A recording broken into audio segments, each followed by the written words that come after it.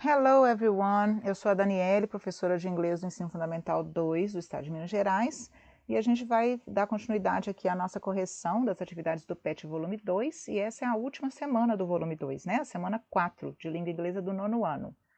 Nessa primeira página aqui que vocês já conhecem, vocês vão encontrar aí as habilidades que vocês deverão alcançar com essa atividade. Ela é bem pequenininha, tá? Então aqui eu tenho, né, alguns significados aí retirados do dicionário, né, de palavras que são usadas no nosso dia a dia hoje no mundo digital. Então eu vou ler o enunciado aí e vocês depois, né, leiam as definições e eu vou só comentar com vocês as atividades para vocês fazerem usando as suas palavras. Uma boa ferramenta para quem tem acesso à internet é usar os dicionários online. Eles podem ser usados de forma gratuita, trazem a pronúncia das palavras e estão sempre sendo atualizados. Como a língua é viva e dinâmica, está sempre mudando, né? Tem sempre palavras novas sendo inseridas no nosso contexto, os dicionários estão incluindo várias palavras recém-criadas, outras que são informais e aquelas que vêm do mundo tecnológico, das mídias sociais, dos jogos e aplicativos. Veja alguns exemplos dessas palavras encontradas no dicionário online Oxford Learner's Dictionary. E aí, esse dicionário está disponível nesse link aí abaixo que eles colocaram, tá?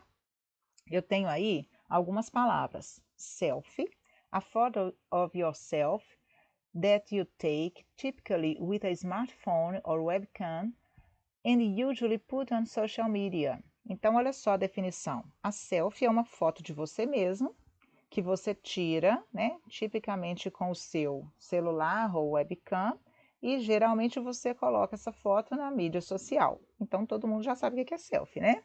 Depois eu tenho aí meme, GIF, hashtag, que a gente até comentou aí em outra atividade, tweet e blog, né? São palavras bem conhecidas para vocês. Na questão 1, está pedindo para vocês listarem outras palavras que fazem parte do mundo digital e que são usadas hoje em diversos momentos e locais. Então, eu vou citar algumas, mas tem inúmeras, especialmente para vocês que gostam aí, né, dos jogos. Então, deve ter mais palavras ainda que vocês usam nesse meio, tá? Nesse ambiente virtual aí. Eu vou colocar algumas aqui só para exemplificar, tá? Então, tem homepage, join, login, logout, link, password, print screen, upload, update, upgrade, Wi-Fi e etc. Tem várias, né? Games, tem várias palavrinhas aí.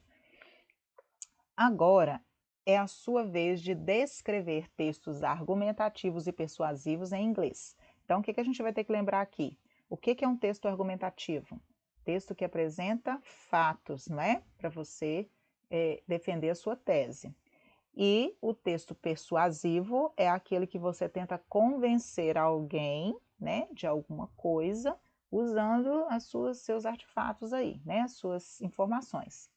Então, vocês vão usar fatos, opiniões, falas de expert, argumentos como se fossem para ser publicados em diferentes meios de comunicação. Alguns deles são citados acima. Então, quais são os meios de comunicação que vocês podem usar? Por exemplo, né?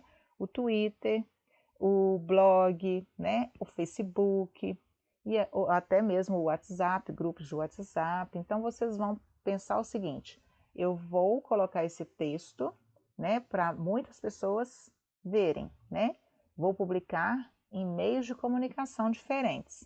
Então eu tenho que usar, né? Eu tenho que colocar aí fatos que comprovem o que eu quero falar, né, para argumentar e também para convencer a pessoa daquilo que eu estou falando. Então vocês vão escrever, a sugestão é, escrevam aí, né, um texto pequeno para ficar mais fácil para vocês. Escreva em português primeiro, usando palavras que vocês já estão acostumados, e depois passa para o inglês, assim fica mais fácil, tá?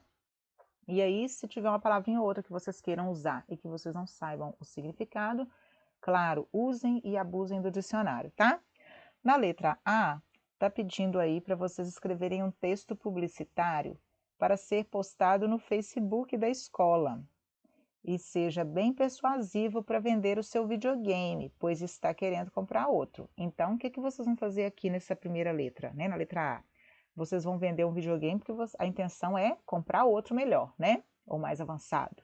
Só que para vocês venderem, vocês têm que convencer o comprador de que esse videogame é ótimo. Então pense nisso e aí faça o seu pequeno texto aí, colocando, né, o que esse videogame tem de bom, quais são as qualidades dele, né, quais são as especificações dele, para que o comprador se interesse. Uma dica, volta lá na atividade da semana 3 e dá uma olhadinha naquele texto na semana 2, se não me engano, no texto do site Amazon, né, que queria vender o livro do Paulo Coelho. Então, qual foi, né, quais foram os argumentos que ele usou ali para convencer quem estava lendo, né, entrando no site, para comprar o livro? Aí tenta fazer a mesma coisa com o videogame. Na letra B, está pedindo para vocês desenvolverem uma conversa de grupo no Twitter, tá? Aí pode ser Twitter, pode ser WhatsApp, tá? Vocês podem adaptar isso aí com seus amigos, né? Para discutir sobre a situação da pandemia no Brasil. Aí vocês vão voltar lá naquele texto da atividade da semana 3, né? Que estava falando sobre o número de mortes no Brasil, o aumento do número de mortes no Brasil, né? Aí vocês podem pensar, né, de modo geral, na pandemia do Brasil, sobre o aumento de número de mortes, sobre o aumento de casos, sobre o uso da máscara, sobre a conscientização das pessoas, tem várias coisas, né?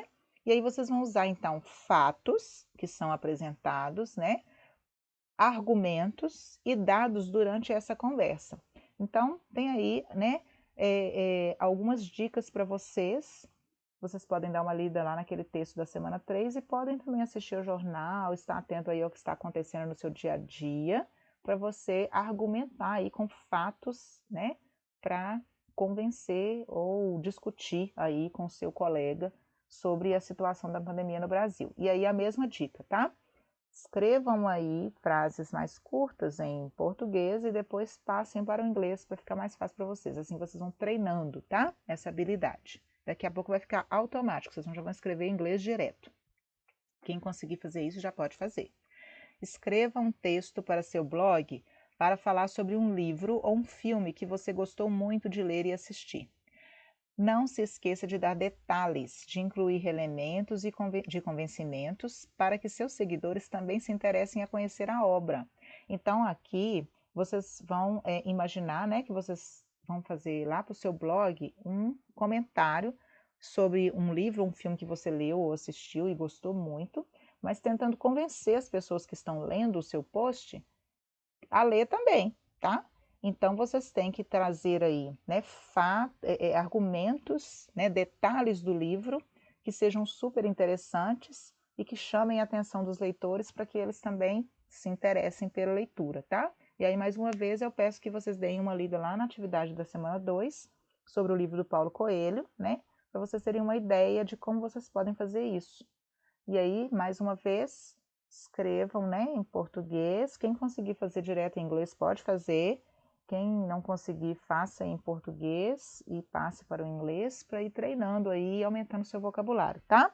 Então, termina assim a atividade 4, a última atividade do PET 2. Eu espero que tenha ajudado vocês mais uma vez. E refaçam as atividades, seguindo passo a passo, sejam curiosos, estudem, usem e abusem do dicionário, viu? Pesquisem e se cuidem. Fiquem bem. Até a próxima!